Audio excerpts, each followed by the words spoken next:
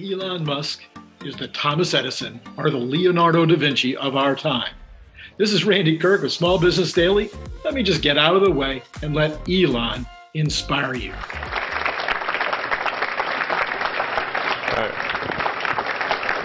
right. Well, I'd like to thank you for leaving crazy person out of the description. So I thought, I was trying to think, what is the most useful thing that I could, what could I say that could actually be helpful or useful to you in the future? I thought I'd perhaps tell the story of how I sort of came to be here. How did some of these things happen? And maybe there's some lessons there, because I often find myself wondering, how did this happen? So when I was young, I didn't really know what I was going to do when I got older.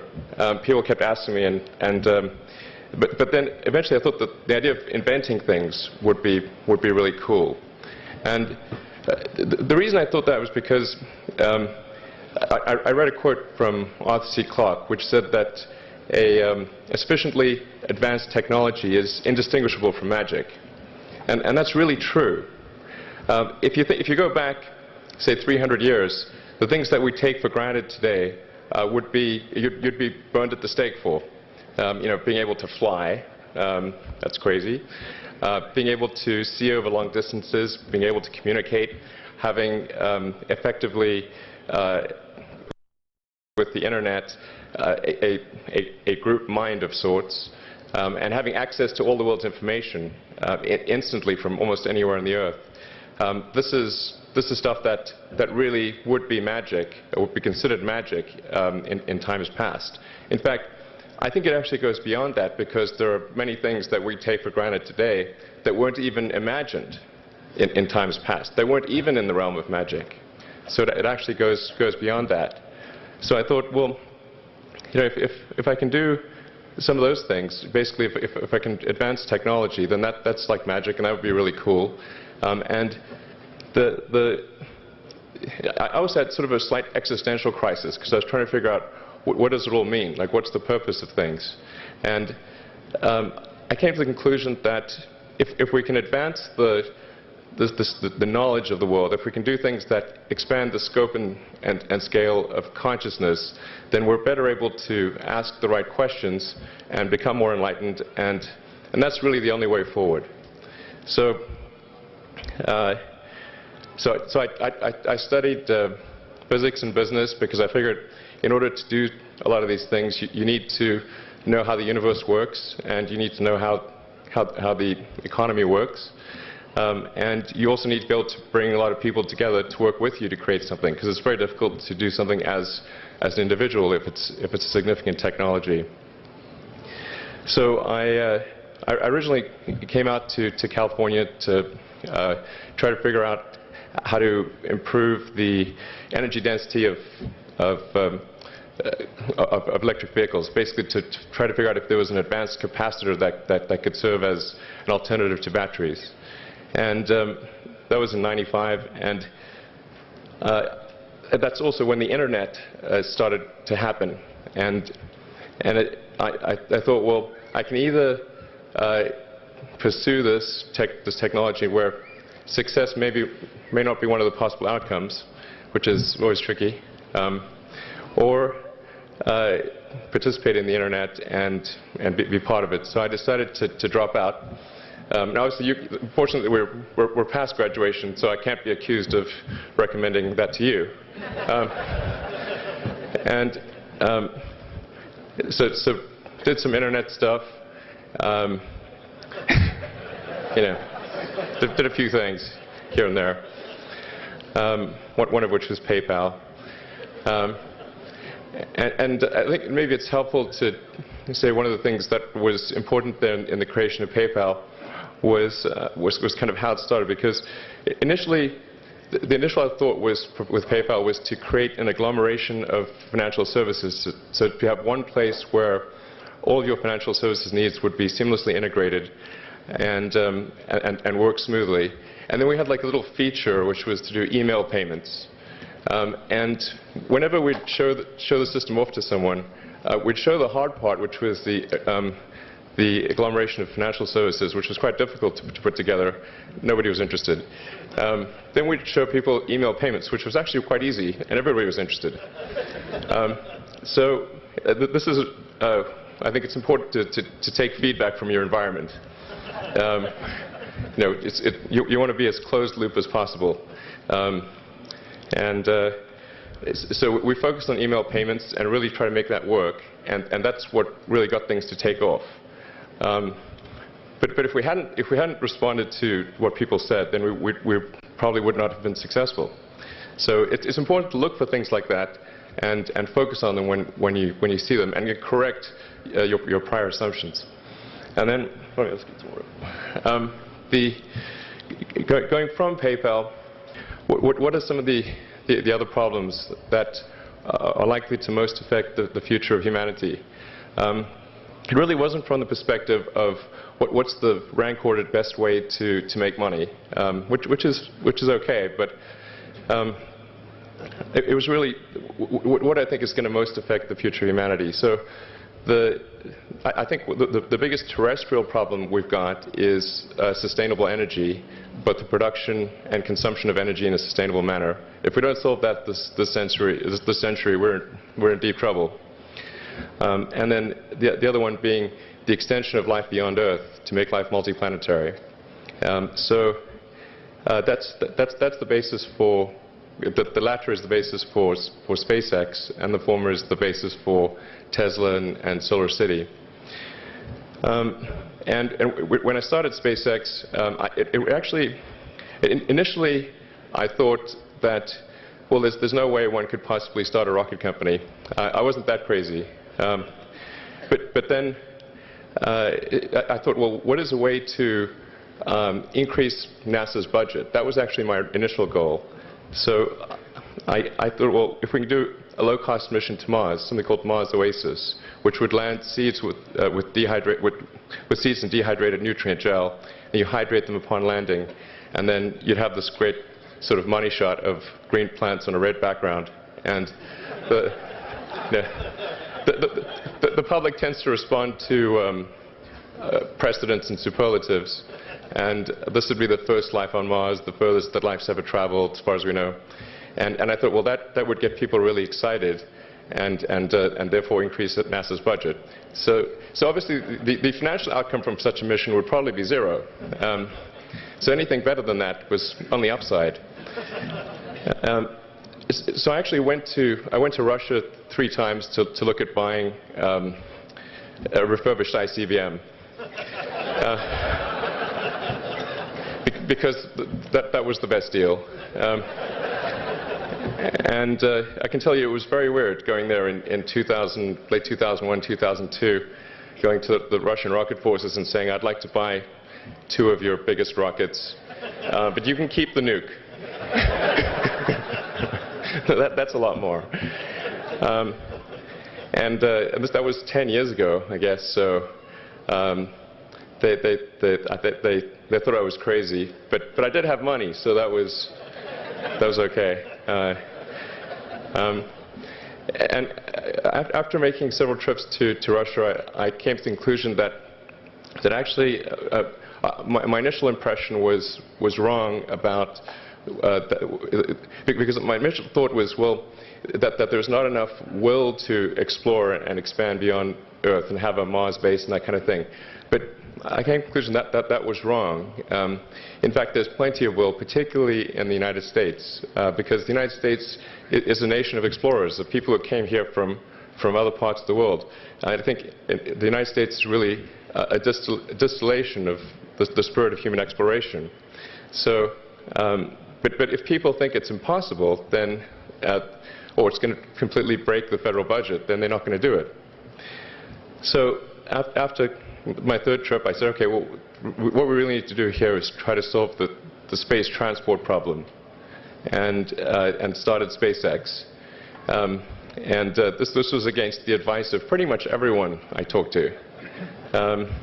One friend made me sit down and watch a bunch of videos of rockets blowing up.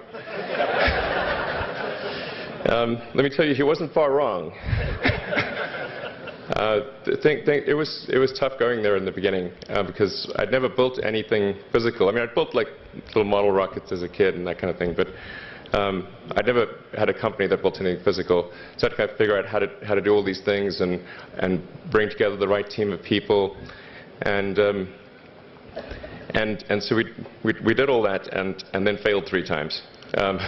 It was tough going. Because the thing about a rocket is that the passing grade is 100%. You don't get to actually test the rocket in the real environment that it's going to be in. So I think the best analogy for rocket engineering is like if you want to create a really complicated bit of software, you can't run the software as an integrated whole, and you can't run it on the computer it's intended to run on. But the first time you put it all together and run it on that computer, it must run with no bugs. That's basically the essence of it. So we missed the mark there. The first launch, I was picking up bits of rocket near the launch site. It was a bit sad. But we learned with each successive flight, and were able to, eventually with the 4th flight in 2008, reach orbit. And that was also with the last bit of money that we had. So thank goodness that happened. I think the saying is 4th time's the charm. So we got the Falcon 1 to orbit, and then began to scale that up to the Falcon 9, which is about an order of magnitude more thrust. It's around 1 million pounds of thrust. And we managed to get that to orbit, and then developed a Dragon spacecraft, which recently was able to dock and return to Earth from the space station. That was